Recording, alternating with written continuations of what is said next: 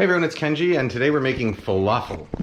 So if you've ever tried, like I have, making falafel from canned chickpeas, what probably happened is you ground up the chickpeas, maybe by hand or maybe in the food processor, you made your little balls, you seasoned them, and then you fried them in oil and they just completely fell apart. That's because you can't make falafel with pre-cooked or canned chickpeas, and canned chickpeas are cooked. It's because the starch that you need to bind the falafel together, in canned form, it's already been cooked and deactivated, so it won't actually bind the falafel properly. And what ends up happening is that the falafel falls apart. It's a falafel experience. So dried chickpeas soaked in water overnight at room temperature. That's what these are. So this was about 2/3 of a cup of chickpeas that I soaked in water overnight. You want to put enough water that it can at least triple in volume, because that's what they're going to do. They're going to triple in volume, and then, first I'm going to put in some herbs. So this is parsley, cilantro, and mint. About a couple ounces of it, maybe an ounce and a half, that I have simply picked, washed, and spun in a salad spinner. You don't have to use a ton of herbs, but I like a ton of herbs in my falafel. And then you're gonna put your chickpeas in the same salad spinner. You want it to be real nice and dry. If you don't have a salad spinner, you can do this like on a tray lined with paper towels, but you really need them to be super dry. And they're gonna go right in. And then we're also gonna do some cumin and some coriander. So about a teaspoon of cumin seed and a teaspoon of coriander seed. I'll link to a recipe. I did a recipe, written recipe for this on SeriousEats.com. I'll link to it in the description. I'm not following it exactly, but I am following sort of the rough ratios. And definitely I'm following the same procedure. This is this falafel recipe, the technique I learned from my friend Einat Admony from Taim, which I think makes the best falafel in New York. All right. We're going to make this falafel, and then we're also going to make, to go with it, a tahini sauce, using a technique that I learned from Michael Solomonov. There we go. All right. So ground cumin, coriander, and it goes. Also going to add a big pinch of salt. Oh, I've got those other chickpeas cooking back there just for the fun of it. I feel like if I'm going to soak chickpeas, I'm going to soak enough to make falafel and enough to cook to have inside, either to make hummus or to just have for salads. All right, so now we're going to pulse in a food processor. If you don't have a food processor, you can do this in a meat grinder, even a manual meat grinder, like one of those $30 things that stick on the counter. It'll come out great. You want to open it and scrape down the sides a couple times as we go, just to make sure that that we're getting all the chickpeas down into there.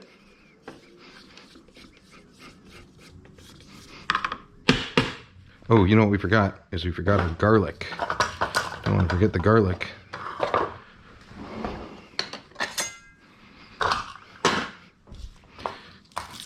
At the bottom.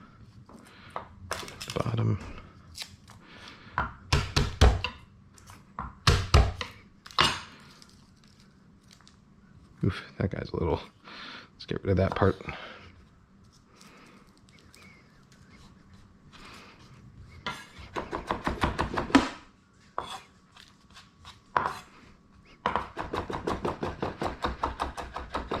You can use a garlic press for this, or a microplane. I'm just using the smash and rock method. Doesn't need to be super fine because it's all going to get chopped up a little bit more inside the food processor anyway. Okay. Oh, where did that lid go? Here we go.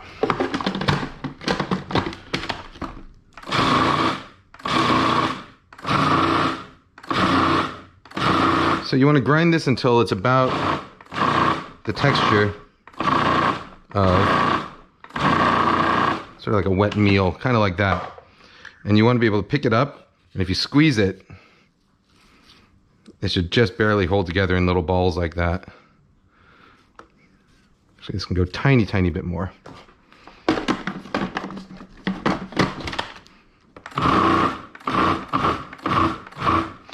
So by the way, these chickpeas are, just to confirm, they are completely raw.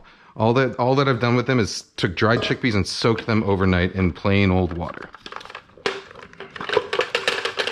They do all their cooking inside the oil.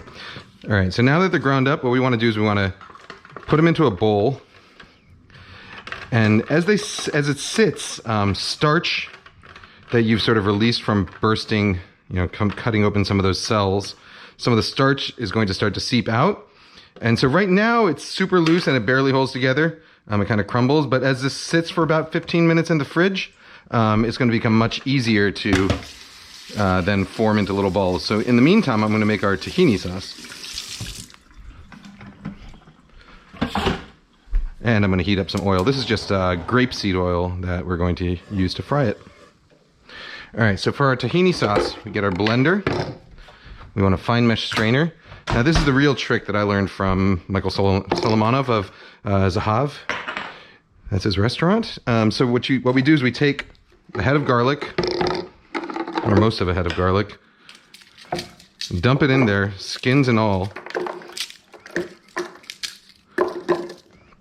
Let's throw this in the fridge while we do that.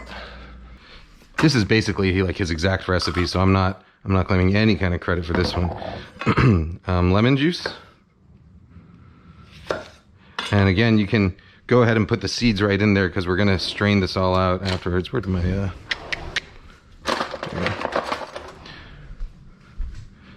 So, lemon juice. A couple lemons worth.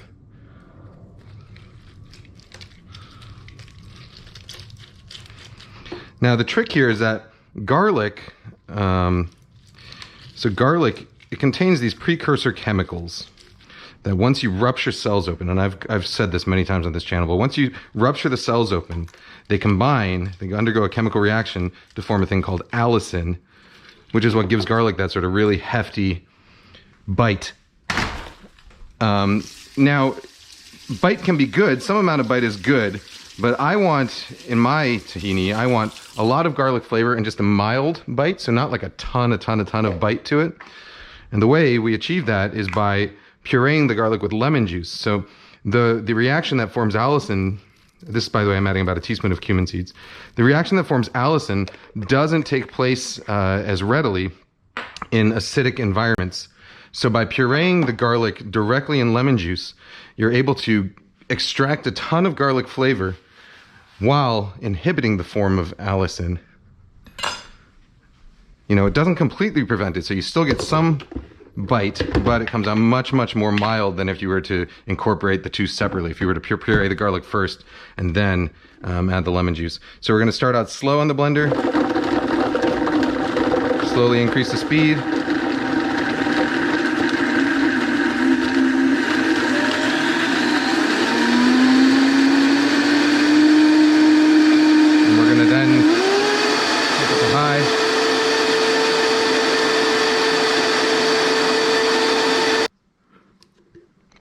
We can add a little bit of water actually to loosen this, and it's pretty tight.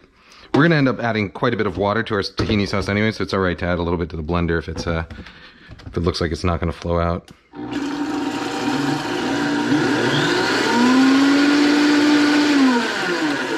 All right, there we go. Perfect. So now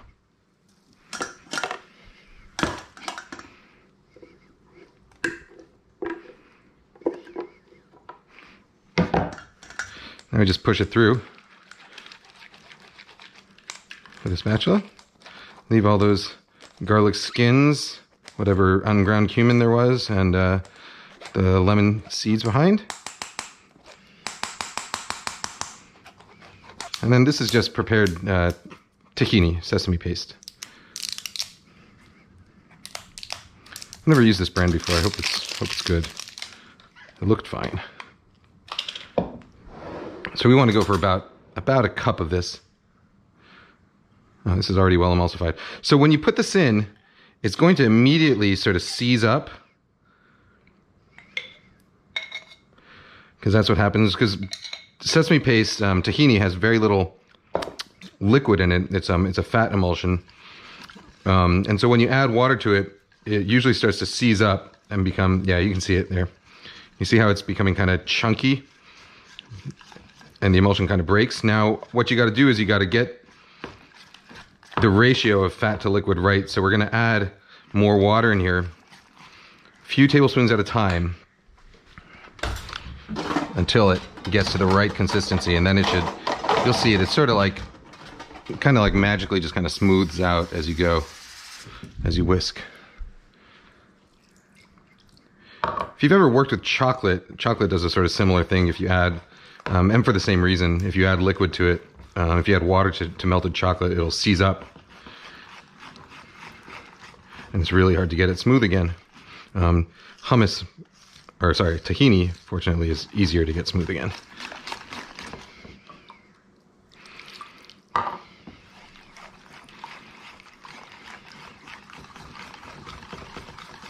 What we're aiming for is a texture that sort of falls off the whisk in ribbons and slowly flattens out. So that's about right. A nice light sauce. Now we're going to season this with, season that with some salt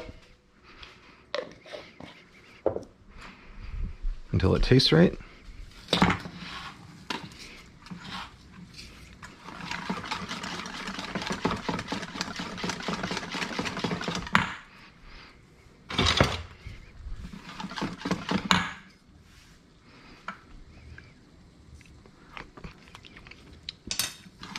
Oh man, that is delicious. I'm gonna double dip, it's so good. Yeah. All right, so at this point our falafel mixture should be ready to go. That's a little big. I'm gonna use I like making nice small balls.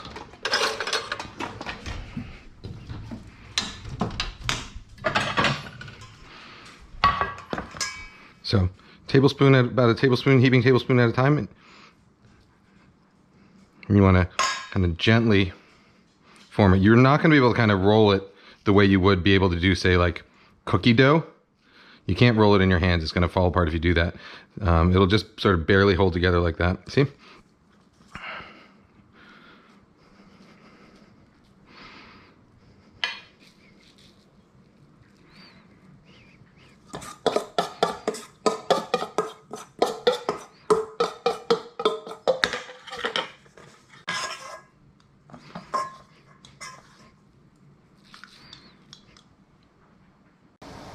All right, I think my camera stopped recording for a while. I don't know how long it's been, but maybe you missed me putting these in here. Basically all I did was I got the oil, about an inch of oil, or maybe about 3/4 of an inch of oil, up to around 400 degrees. And then I carefully picked up these balls and dropped them in. And the trick is you want to put them in, and once you put them in, you don't move them until the crust starts to set up. So you don't move them for the first minute or so. And then after that, you know, the oil temperature is going to drop down to around 300. It might even go below. I think mine went down to around 275. You want to adjust the flame underneath to try and maintain a temperature of around, you know, 325, 300 to 350. 325 is good. If it goes up to 350, that's fine. Actually, I'm at around 300, and that's fine. Anywhere around that range, as long as it's not, you know, doesn't dip below like 250 or 275, they'll cook. And these are going to cook for about 4 minutes total. I let them cook on the first side, and then I flipped them over with a fork, which is I think the best tool for flipping falafel, because it gives you a little control. You can kind of cradle underneath them. This is a cast iron pan, by the way. You can use non-stick, you can use cast iron, you can use carbon steel, you can use a deep fryer if you'd like. You know, one of the things that's great about falafel is how much variance you can have in the flavors. So this one, you know, it's obviously lots of herbs in this one, but you could also do something like black olives. So you just add them into the food processor. You know, a couple ounces of pitted black olives. You can add them into the food processor as you're chopping up the chickpeas.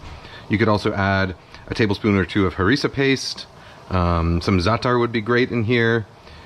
Really, anything that you think would go well with chickpeas and is not too wet. will work in this mixture. And you don't have to go, I did minced cilantro and parsley. You don't have to use all 3 herbs. You can, you know, you can use just one. If I was going to do just one, I would probably do just parsley or perhaps just cilantro. But I do like doing that mix like that. All right, so these are going to cook for about 4 minutes total. And once they're basically, you know, you can sort of feel them getting nice and crispy as you poke them around. And once they're crispy, well, they're done.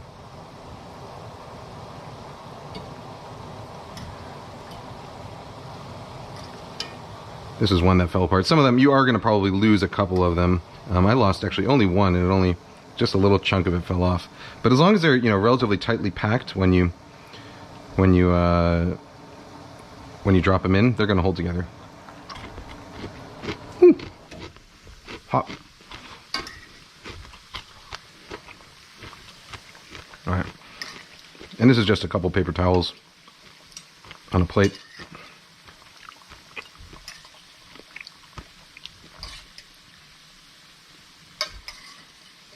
Well, that is crispy.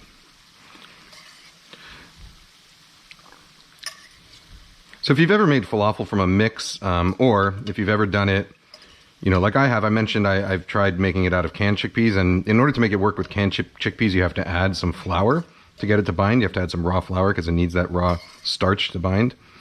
If you've ever done that, or if you've had it from a not so great restaurant, you know the inside comes out kind of pasty.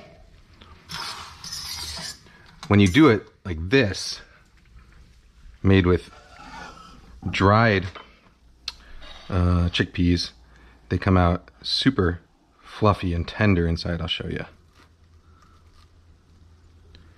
You see that?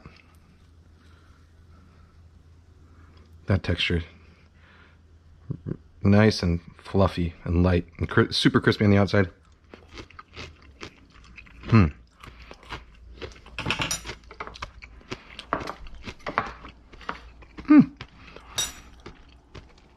All right, this is gonna be me and my wife's lunch. I got some tahini on the bottom of the plate. We're also gonna have a beet salad, which I'm not gonna show you how to make, but it'll be similar to the one I made the other day.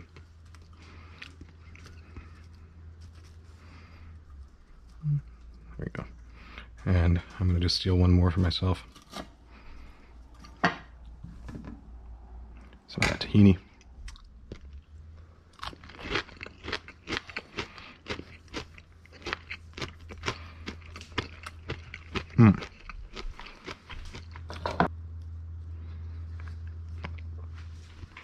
And I'll take a little bit for the dogs to have. All right. Some for me. Isn't that pretty? All right, Shabu, here. Sit. Good girl. Here's some for you, Hamon.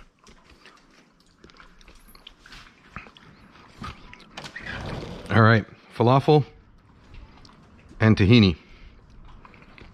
Vegan and delicious. I'm gonna call my wife for lunch, and I'll see you guys, gals, and non-binary pals next time.